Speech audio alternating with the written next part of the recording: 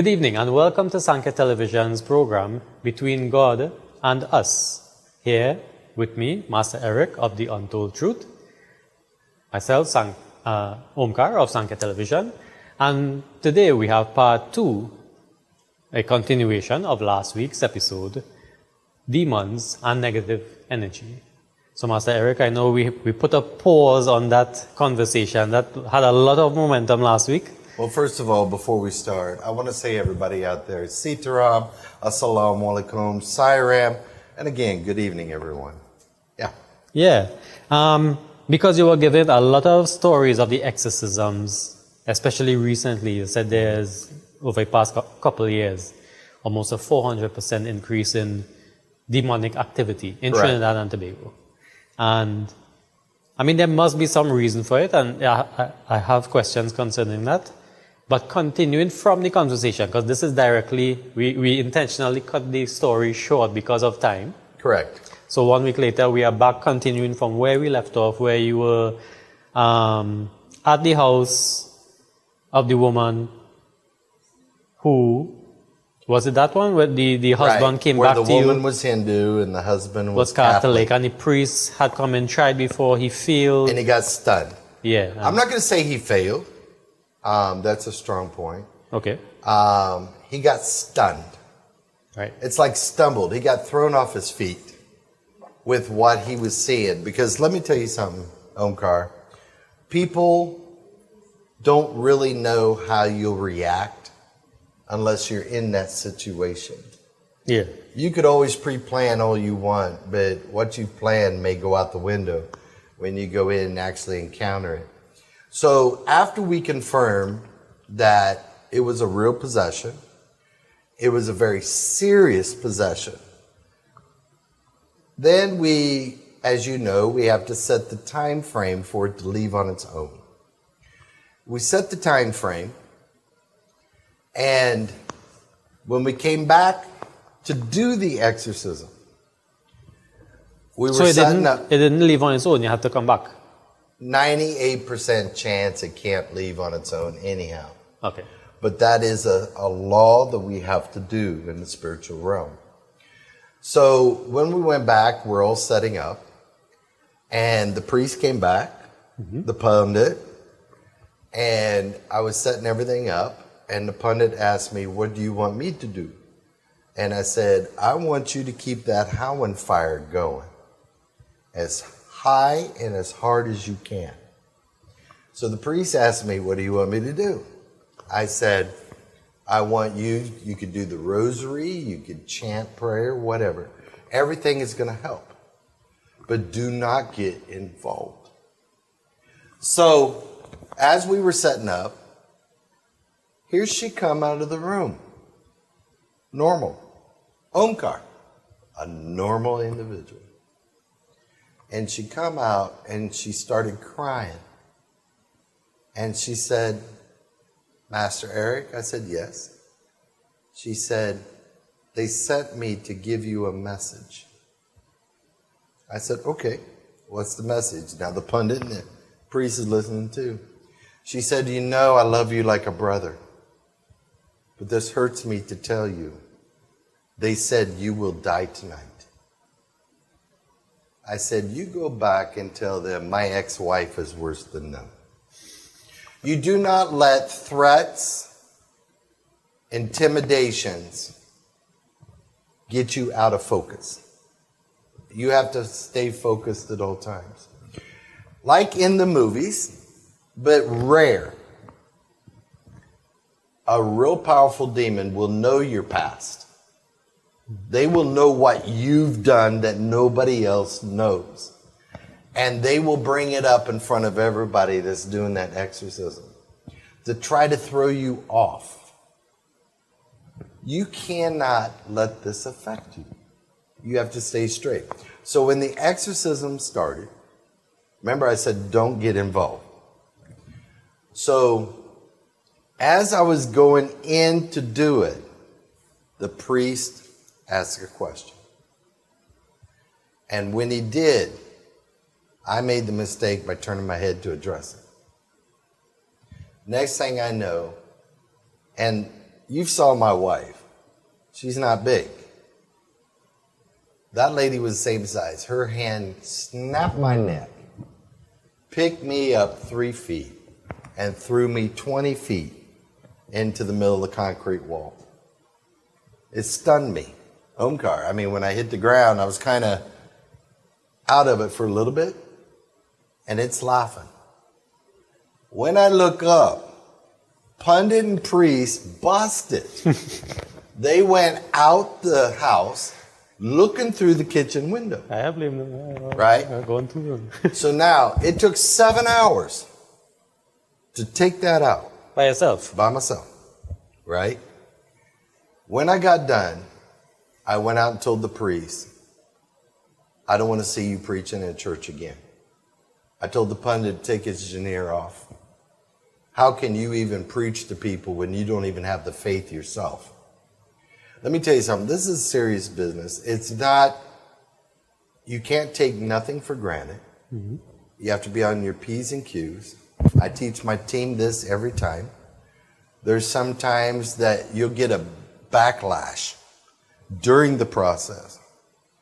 And it's wiped my people off their feet while we're doing the process. Because why? They let their guard down. Your awareness has to be up the whole time on what's going on. Now they don't make those mistakes anymore. Okay, but what I'm trying to say, Omkar, when you have religious leaders running out of a house, how can the other religious leaders out here say this ain't real? It don't exist. Omkar, it does. There was another one, Central, to where an old man had to take us there because we didn't know where the place was. All right. And when we went there, everything in the house was shaking. The doors were slamming, shutting. The beds were hitting the walls just constantly. The family was running out of the house as we pulled up. And all the neighbors were gathered around the house. Omkar, if negative energy is not real, then what caused it?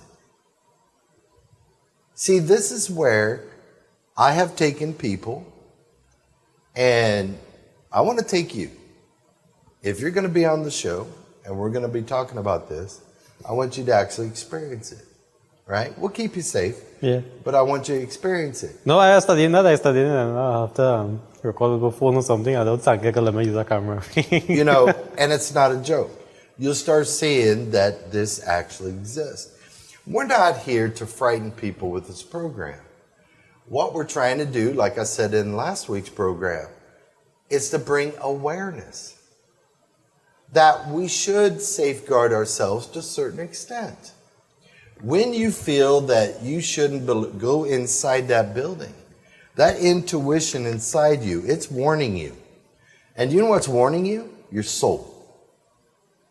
God, through your soul, is giving you that feeling, that intuition, not to go in. And like I said in the satsang, the worst thing we can do is have our physical mind at war with our superconsciousness.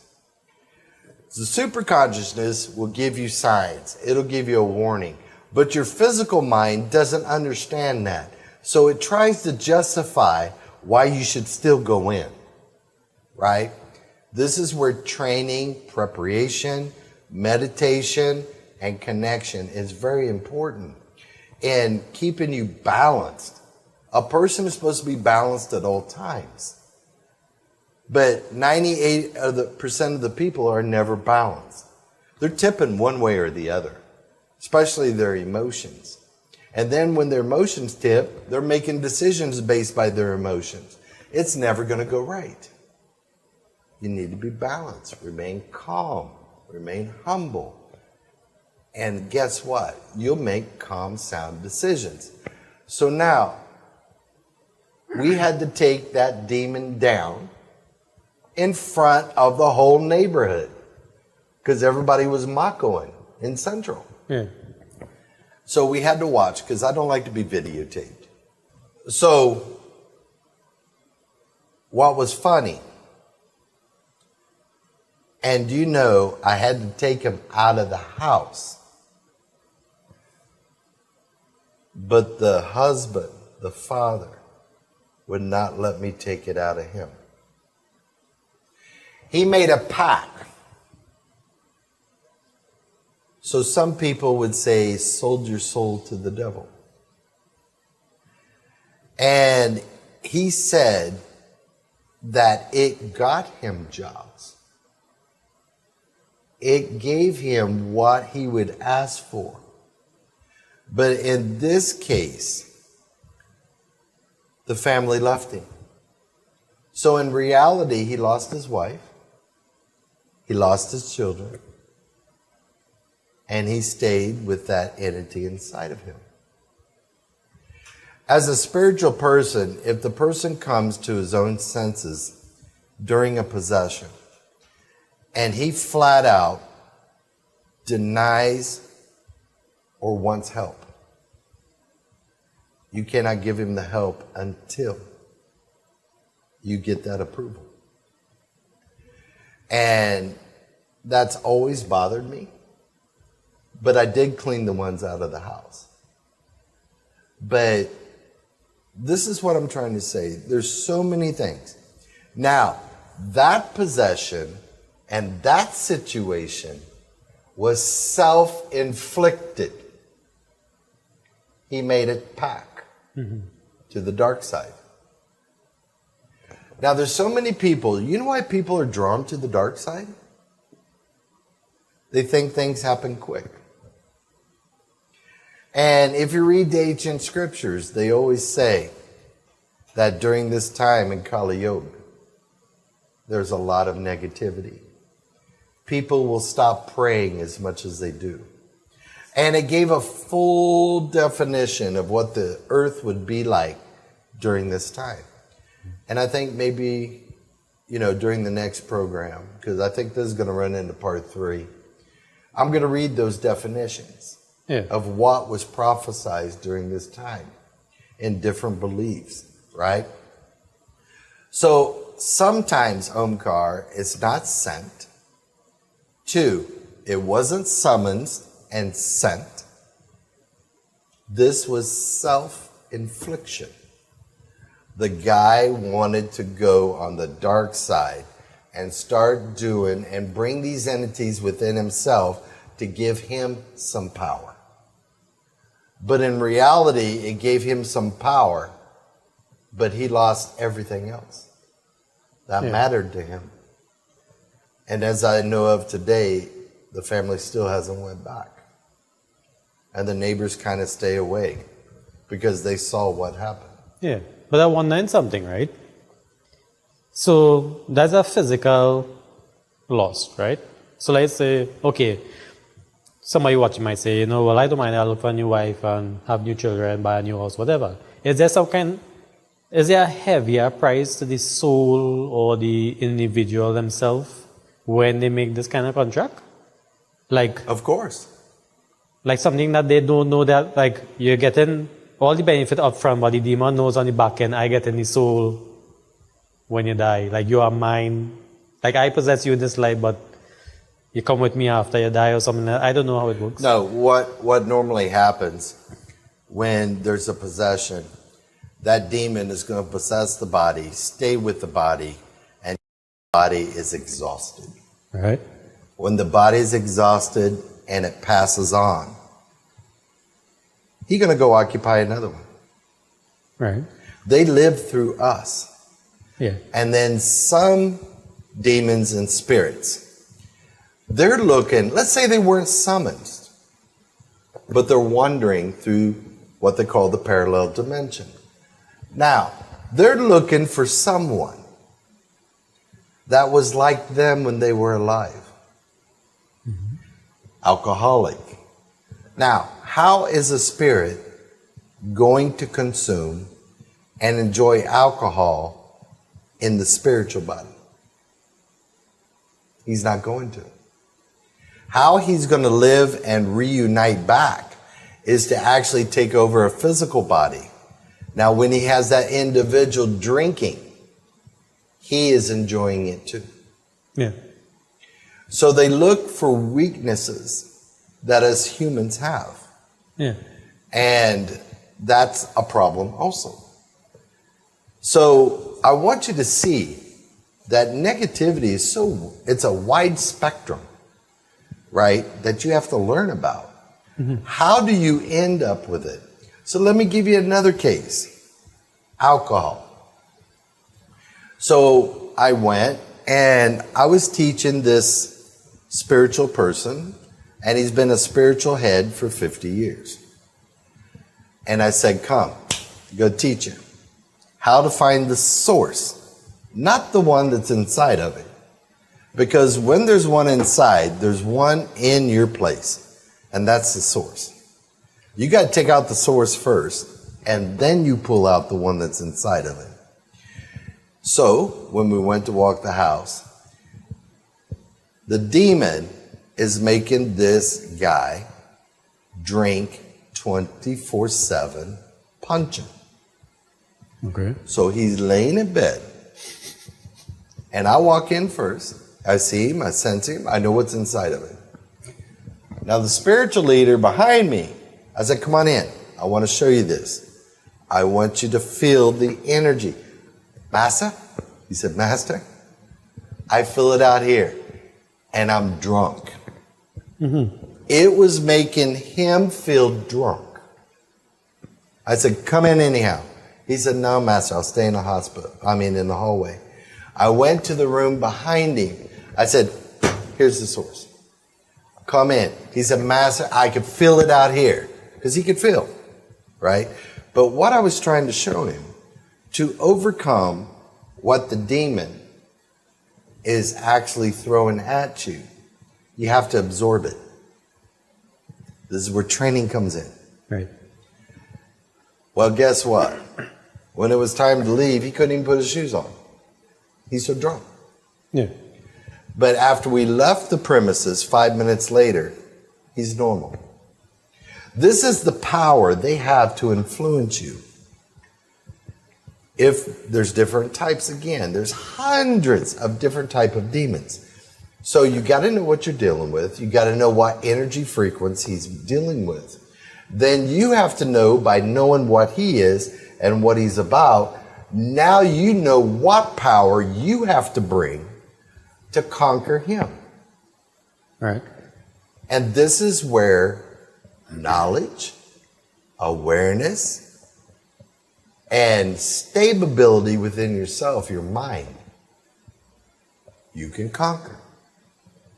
But if you don't have that, Omkar, as a spiritual leader, you're not going to be able to help your people. And this is where I've been asking again. And every Tom, Blow, Dick, and Harry out there is saying they know it all, but they're not doing nothing out there. I want people to come, learn, so that they can help the people that they're overseeing. That is the job of a spiritual leader. Now, some spiritual leaders say, I'm going to stay in my lane. My job is just prayers. Or some just preach, like a preacher or an imam. That's what they want to do. Right. But what are you going to do if one of your people come and are possessed? You have to know at least the first line protocol in order to help the family that's with that person that's being possessed.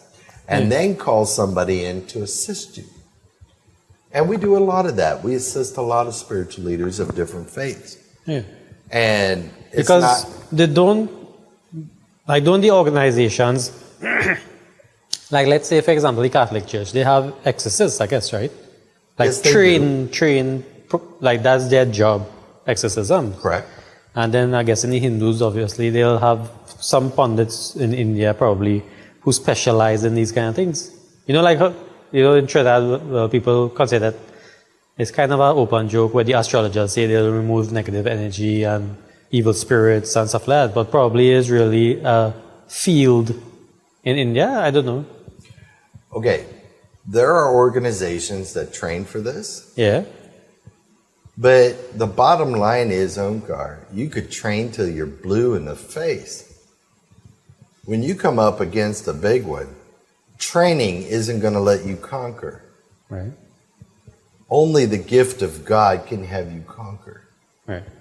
And I want you on your own to do your own research.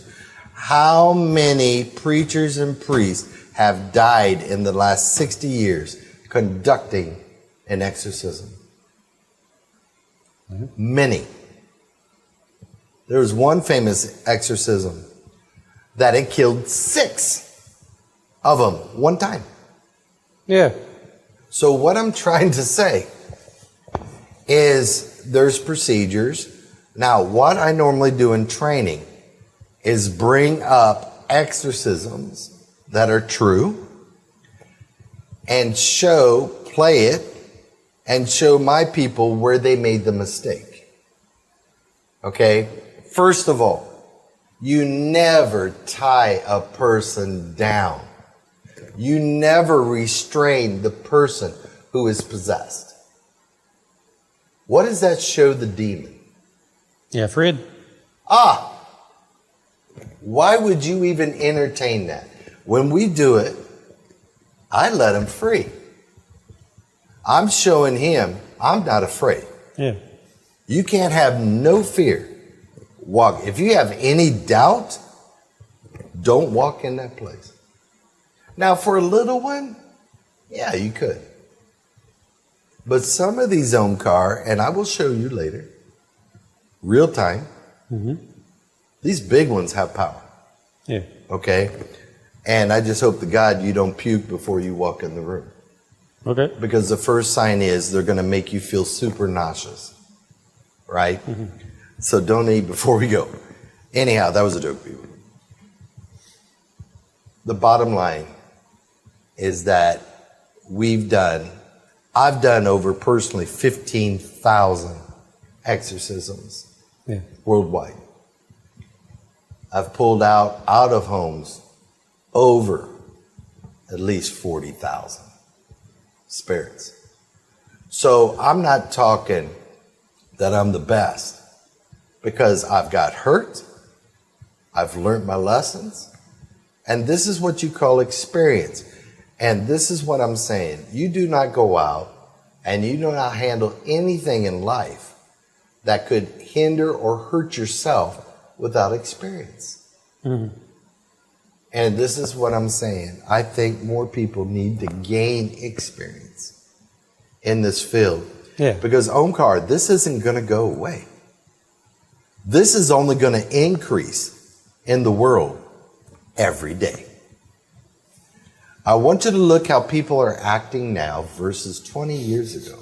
Yeah. The mentality, the emotional, people are tripping in hatred and anger for nothing. Yeah. As negativity overcomes in the physical world at ground level, all of this is going to increase. Now, people are starting to leave the faiths. They're not praying much anymore. Why? What is influencing these generations to look away? I want people to understand, and I said at the beginning of last week's program, when you say this don't exist, you're making the negativity happy. It don't want you to think they exist. Yeah. They want free reign. Why are we giving them this every week? You know, this is what we have to look at. Why do we do what we do? Now, here's the next thing I want to clarify right now. Do you know how many, especially Christians, come and see me? And they want clarification of some issues, right? But the first thing they do, they say, but you know, the devil made me do it. Don't blame the devil. That's not his job. Right. His job is not to make you do it. His job, that's going against his portfolio, his bargain with God. The devil's job is to provide the temptation, to dangle the carrot in front of you. Now, it is up to you with your free will of choice. Are you going to take the carrot or are you going to avoid the carrot? That's his job, to entice you to go astray. But everybody has their free will of choice to stay on the right path. So people cannot use the devil or any negative as the scapegoat of what you do every day as a human. Right. Okay? Because my guru always taught me, within everyone there's good and bad. Which one is going to be dominant over the other? Yeah. That's the question. So there's a lot to look at. But children, like I said last week, is a target. Now, do you know why they like children? Right. They're pure. They're innocent. Okay. That's another thing that demons look for.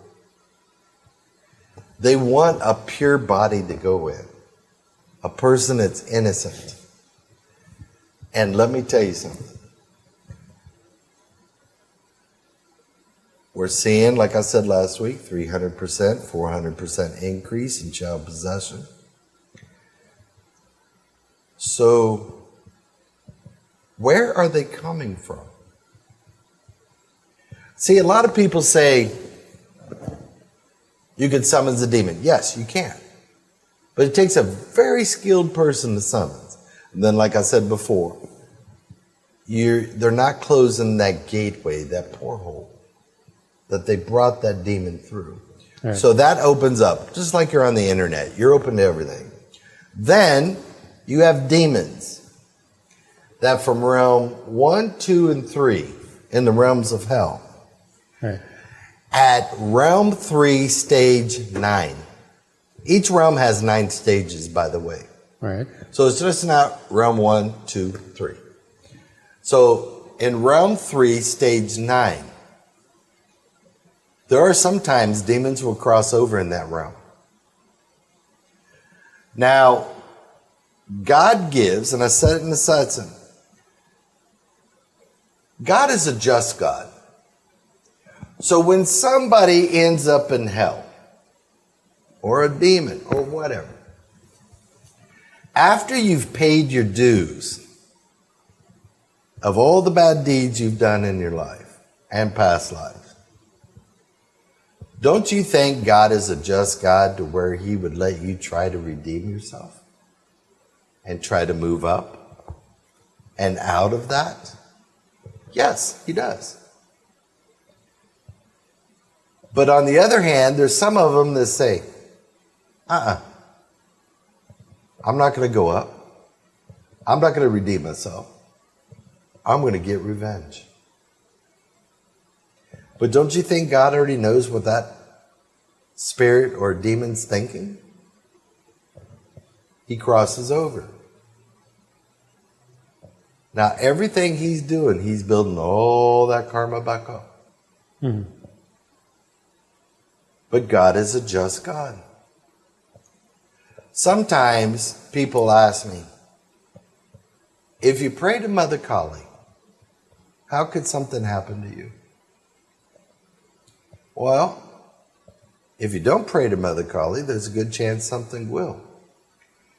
But what Mother does is when someone is doing wrong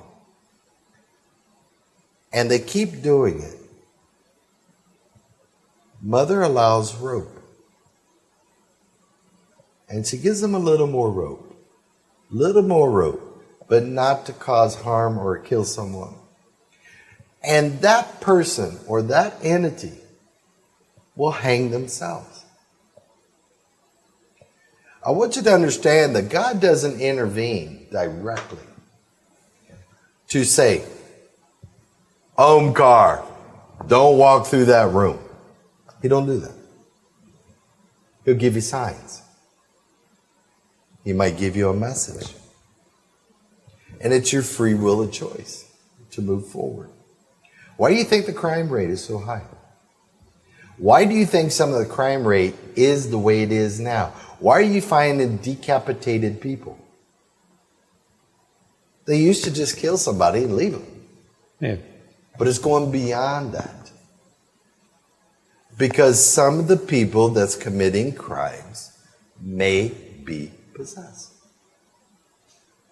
Now, we have stopped in the past a murder taking place by actually taking that demon out of the person. And the demon confessed. Before you kill that demon will confess who sent him, what spiritual leader, and what his mission was. Yeah. And it'll blow your mind what you find out.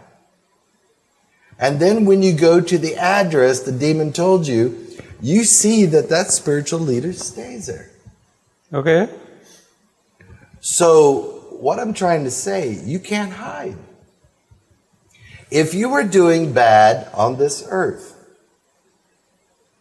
you can't hide. One, God sees all. God don't sleep. Right. Number two, same thing. Demons don't sleep. They don't need sleep. Okay. They're seeing everything we're doing. They're looking for the first opportunity to actually grab and possess.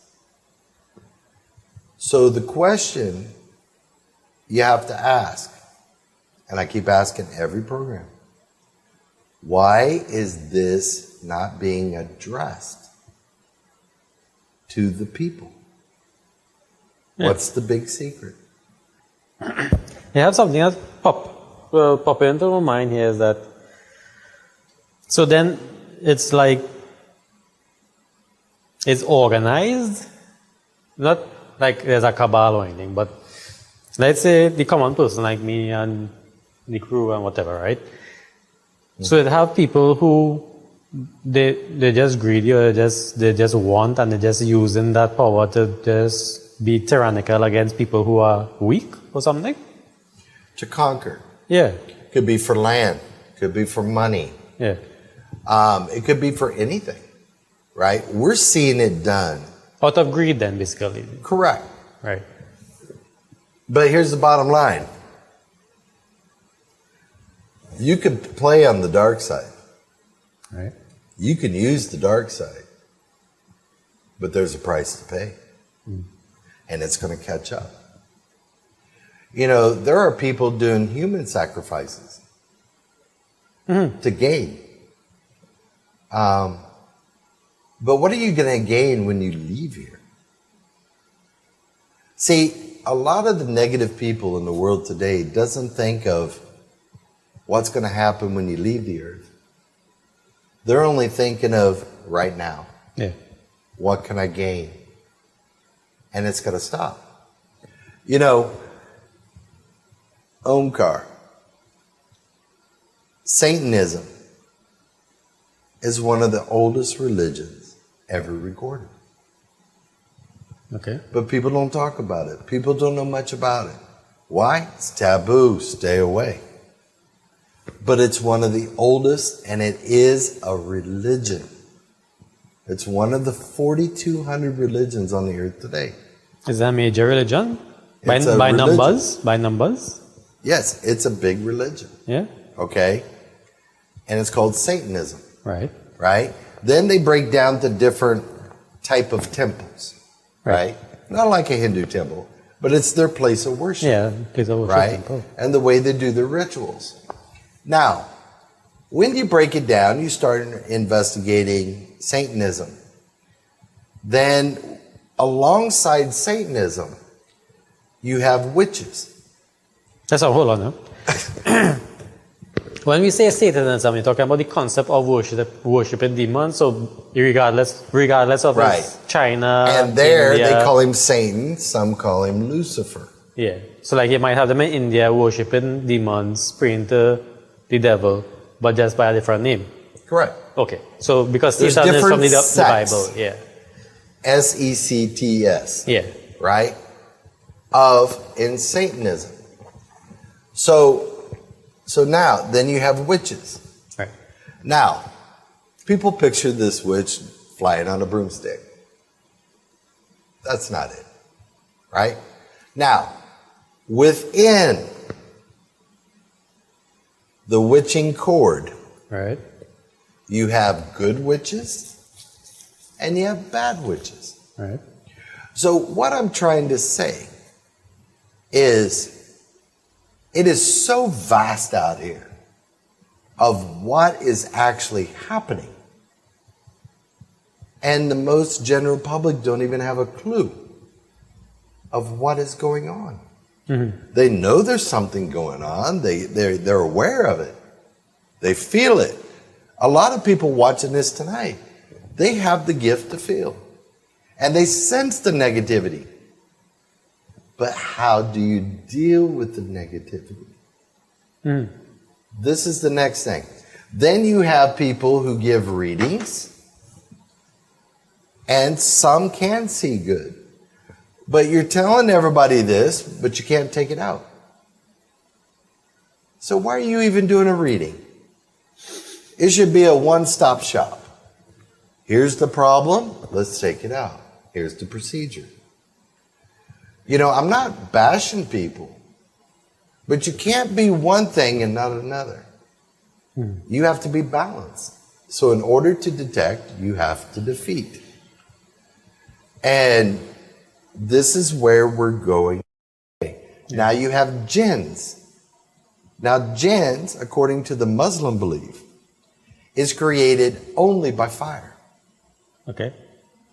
Now, Jins are very cunning. They're super quick. And they have extraordinary powers. Yeah. Just as a reference, right? Because it's a kind of light-hearted thing, but the genie from Aladdin is a jinn. Like people don't know, No. right? No. Oh, that's not a jinn? No. Oh, okay. They call it a genie. Right. I always thought it was a jinn. A genie is to give you, supposedly, every wish you desire. Right. Well, that's...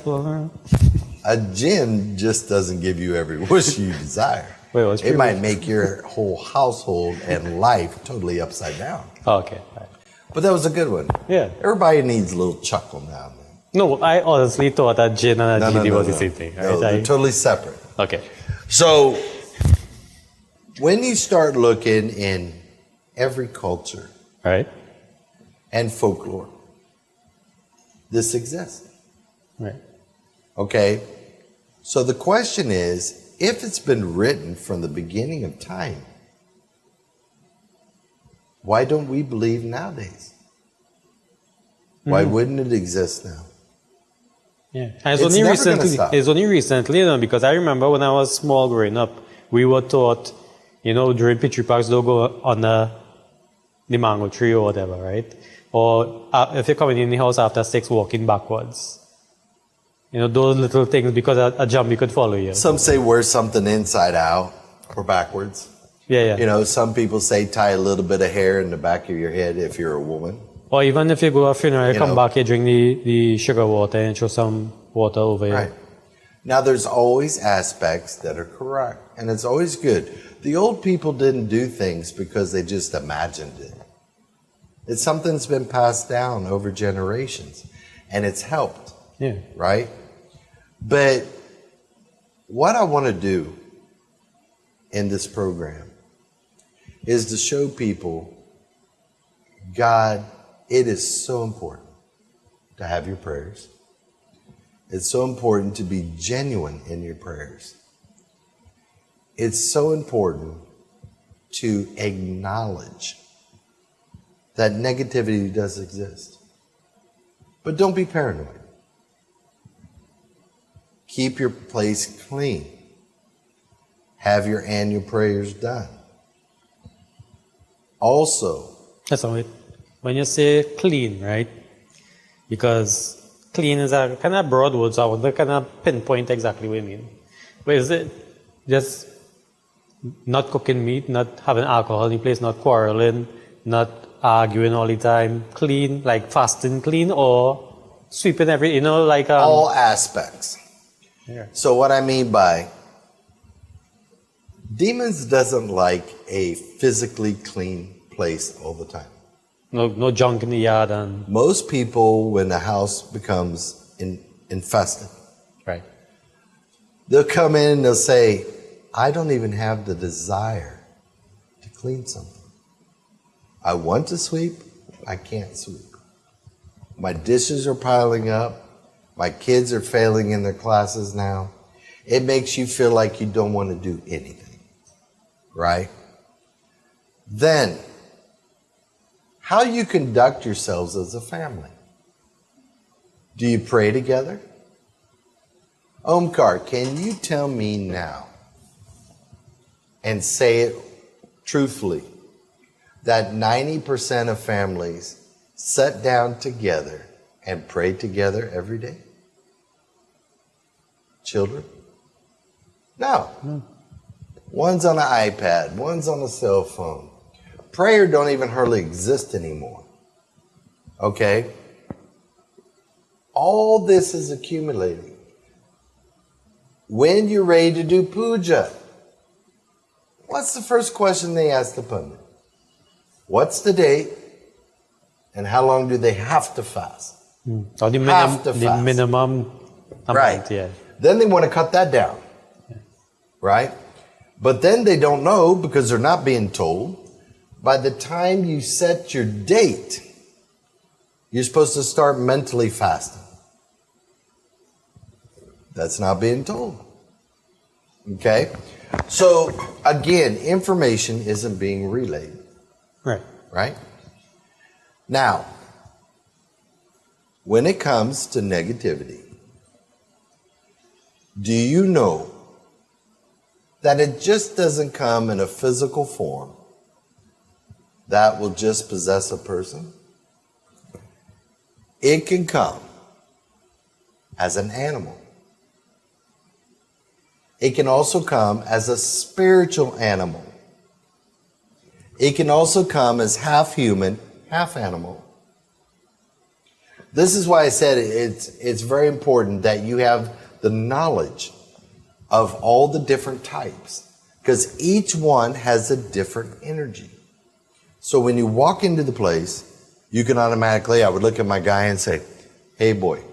Now I've got one sitting out here in the audience right now that he actually witnessed spiritual demons as spiders. Big spiders. Okay. He's in the same place. Big spiritual frogs. Now he witnessed it. Demon or just like a spiritual? Demons that come in a huge form of that animal. Okay. And they will show themselves. And we had to take those out. So that's a young gentleman right there. Well, he's not young, but he's there. So what I'm trying to say. Yes, so as we're on the topic, right? Does it have certain pets that attract negative energies and certain pets that promote positive energy? In the sense that, let's say a snake, for example, like some people keep snakes as pets. Is that considered an animal that will attract? No. A demon can enter whoever or whatever at will. Okay, so it doesn't matter. This is the little, I don't know, misbeliefs or like how they say cats, like witches about. have cats because like they're halfway in the spiritual realm. So let me give you an example. One person called, and my wife took the call. And the lady said, I need help now. My wife said, what is the problem? She says, right now, there's a huge frog on top of my TV. So my wife, she was listening, she said, okay, do you have young boys that live next door? And they could come and remove the frog for you. She goes, I don't think you understand. This is a spiritual frog.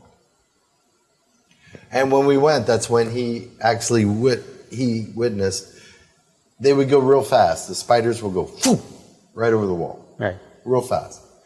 So they moved super fast. The frog didn't move fast. He's set. So what I'm trying to say, dogs, birds are very sensitive to negativity. Right. And they can see the demons. They can warn you of the demons. But the problem is people don't listen to their own pets. Right. Dogs are very effective. And there's been times where the bird actually identified the direction of where the demon was. So this is where, when I said my guru taught me how to meditate and learn the energies of nature. It's critical. Because if you don't have that balance in this realm, you're hardly going to help anybody. You're hardly going to help yourself. So this is why we're doing these shows, to give people the awareness and how to identify. So if you're a woman, and last week we talked about women being spiritually raped, right? The first thing you do, if you wake up in the morning and you have bruises on you that wasn't there before, observe. Where I'm looking for the bruises is on the inner thigh of the female. And the first thing a female does when she gets these bruises there, she's thinking, I bumped myself. I bumped on something. Omar, tell me, how are you going to bump on something on your inner thigh? You're going to bump the front, the side, the back. Then they might get some scratches on them. Yeah. Then they're getting the dreams of vision. And normally it's in sexual in nature. Yeah. Okay? Then it starts to get to where you are changing your personality as an individual. Now the dreams become real. You're actually feeling it. You're actually seeing an entity on top of you. Yeah. Okay? Now, during that process, if you are single, you're getting the marks, you're getting the scratches, and you're trying to date somebody, your relationships will never work. Why? When a demon marks you, you are his property. It's like he's your real husband now. Yeah. And he don't want no other male around you. They will isolate you. These are little signs that you look for. Okay? And I know for a fact right now, there's some of you people watching this program tonight, you're experiencing this. And if you are, give us a call at 354-4459. We do understand. We will be able to help you. But the first step is for you to acknowledge there is a situation, and you make that first move by making the phone call. Clarify what by isolating, like because the person's behavior might change. They will start to seclude themselves. Okay. All of a sudden, they're not really sociable anymore. They're not really communicating with the friends. All this is happening within them. Now, Omkar, when this starts to happen to an individual, and you don't have nobody to talk to, nobody that would understand what you're going through, or even believe that you're going through it, how do you think that affects them mentally and emotionally? There's been so many of them that's tried to commit suicide because nobody will believe them on what's happening to them. I had one girl, she came in, she was 22 years old. And when she sat down, she was reeking of that negative energy. There was no doubt in my mind what was going on with her. I asked her, how long has this been going on? She said since she was 13. So look at 13 to 22. Being raped every night. Okay? That's torture. That's torture. Now, I'm going to make a point with this next statement. Listen, before the next statement, but why does a demon do that? What is in it for them? Because that the demon was sent, or they were just attracted to this particular person's energy, or what? There was an attraction. Why do you think in most of the scriptures it said when the fallen angels came down to the world that they fell into the beauty of how human women looked, and they bred with the women and created offspring? Okay, so it's they're wanting to create offspring. That could happen now? Yes. Yeah. Also, do you think, and I always tell people when they come in, I've had 13, maybe 14 cases. And do you know how they contracted? The females contracted the demon inside of them? Just take a wild guess.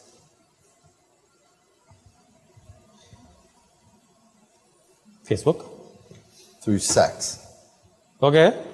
Do you know if the man is hosting a spirit, he knows there's something wrong with him, but he's not fully possessed.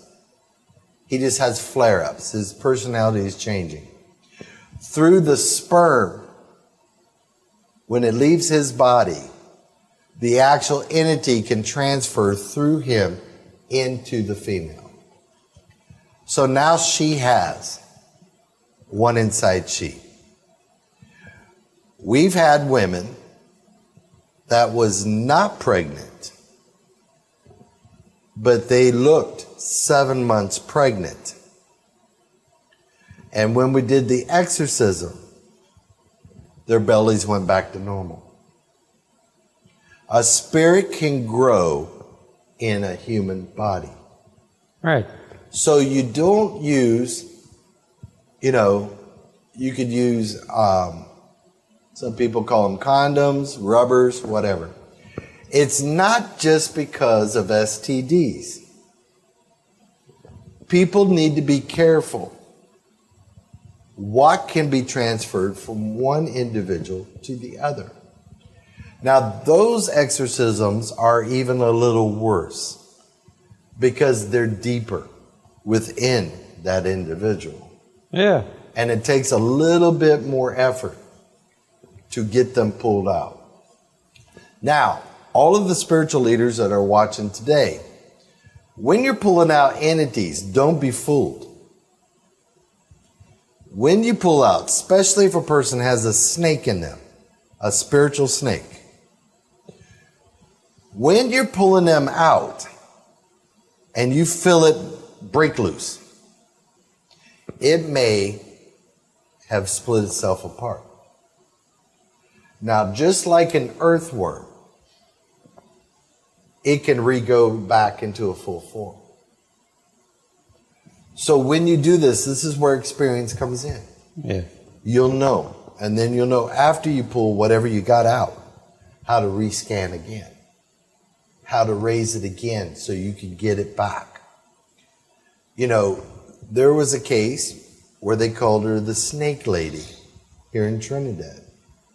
And for 25 years, this lady lived with it. Nobody could take it out. And I finally had the privilege to go meet her.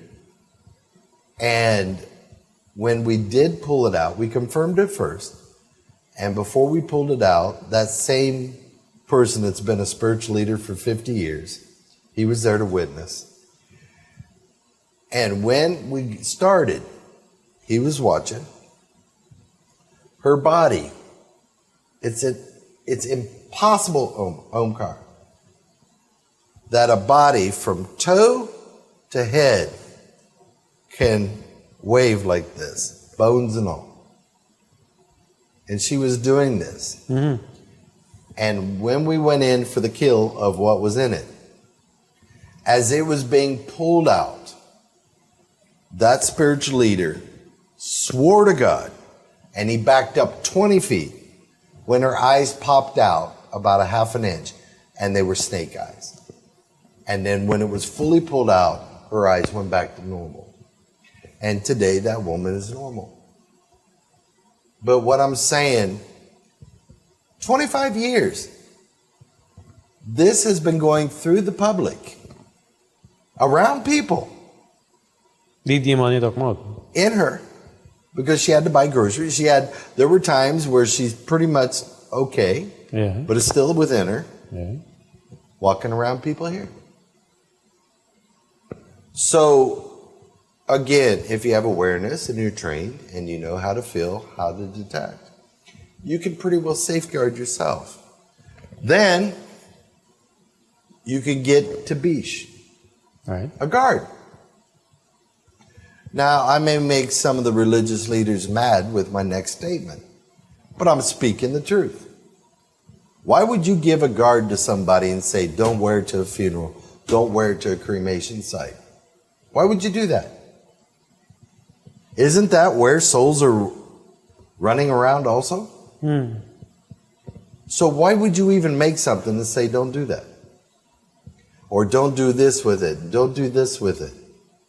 You make a guard to guard you 24/7, no matter what environment you go into.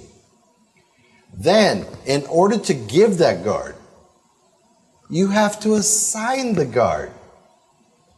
They're not doing that. They do what they have to do to the guard, and they give it to the person, say, put it on. Don't do this, don't do that, don't do this, and you're good. Now, you have to assign that guard in every direction. And once you assign that guard in every direction, now you got to ignite the guard in every direction. That is the proper way. So who are we fooling? There are people walking around here with guards, and that guard isn't doing nothing. It's dead. Okay, that's not being fair to the individual. When you do something as a spiritual leader, you do your best. You make sure that it is going to counter or protect the person that it needs to do. But I'm not seeing it, Omkar. Why? Why is this not happening? I have a question here, right? So, what I got from the discussion last week and this week is that if you have faith, religious faith, devotion to God, and it's unwavering, so no matter what happens in the world, you think, okay, God has a plan, you believe in the plan of God, or whatever you want to say, right? But the power of God, whichever God, right? That protects you automatically from the effects, or it protects you from demons. Because I want to kind of... It's a good start. Yeah, I want to establish like a baseline. Because, but here's the problem. Right. Here's the problem, Omkar. I'm going to talk straight. Right. Show me. What? 10 people that has that faith. Show me 10 people that don't get scared. Tell me 10 people that don't worry. This is the problem. A person could say they are something, but are they? The only time you'll know if someone has complete faith is when they're in a dire situation, especially with negativity. Yeah. Now we're going to separate the boys from the men, or women to the girls. A lot of people say they're this, a certain status, a certain caste in society. But in reality, are they? Are they living up to that name? No. See, Omkar, who are we fooling as individuals?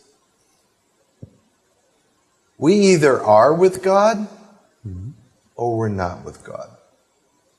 We make decisions, and sometimes we don't make good decisions. But we have to find our way back on the path. That's what we talked about the first program. Being on the right path is so important. Believing in God is so important. Why do we believe in our friends more than God? How much do we talk to God about our problem? Probably not that long. But we talk to our friend all day about it, getting their opinion. But if you put it in God's hand, why are you even talking to somebody else about it? That means you're taking it out of God's hands. Don't doubt God. You know, we're getting the signal, Omkar, that we're down to 5 minutes. Yeah. And there's so many more things I want to bring up that's very important in the spiritual world. The next problem is, what do you class as the spiritual world? What would be your definition of the spiritual world? I think in a world, not physical, but in a sense where you have a connection to the soul. But if you're connected to the spiritual world, isn't that supposed to be migrated and merged into your physical world? Mm-hmm. So I think the physical is part of the spiritual. That's right. So who is going to teach you how to create that merge? A book doesn't tell you. If you don't know, it has to have somebody who has a connection to the spirit. So who should we be going to? Someone with knowledge and experience. A proper guru. A person may be a doctor. Mm-hmm. He's got the certificate, he's got the qualifications, but he may not be able to operate on nothing. You just don't go with the title, Omkar. You have to live up to the title. And if you're a guru, that is one of the most important jobs you'll ever have in your life. In training that individual, and guiding that individual to merge that spiritual into the physical. And then you have to detach from the physical. Demons don't want you to detach. They want you to be attached. They want that greed. They want that envy. They want that hatred. Everything that spirituality tells you to avoid, they want it. So the more you have, the more open you are. Is it that they want God's favorite child to fail, you could say? Well, the human race, I mean. That they felt that God was favoring the humans over them. So they want the humans to fail miserably. But remember, you also have demonic beings that are actually, that become demons that was from humans. Yeah. Well, those are the ones that successfully failed. It's a revolving door. It's a revolving door. It's a cyclic action within the universe. And God made it that way. I have a funny question. If a person who dies can become a demon through whatever process, can a person who died become an angel through another process? So let me answer your question to end this program with an answer. Okay. And maybe you can give it the answer in our next program, part 3. Who wrote the fourth Veda? And what were they in their last life? I don't know that one. Well, we're going to research it, and you'll come back. Yeah. But I think our time is up, Omkar. So, everybody, it's been great to be with you. This program was not to make you upset or afraid. It's to give you knowledge. I'm given actual cases that's happened around the world and within Trinidad itself. And there's a lot more we're going to start bringing out. Next week, for the first time on Sankhya, I'm going to show you what happens when a demon with real video is found within a person. You're going to witness it yourself. Everybody that's going to watch this program. And so, again, if you have little kids during that program, let them look away for a few minutes until that video is over. And then you can let them come back and watch. So, Omkar, it's been a pleasure. Always. Being with you. And everyone, we'll see you next week. Thank you. The Ganesh Utsav Foundation and Pandit Sunil Sitahar Maharaj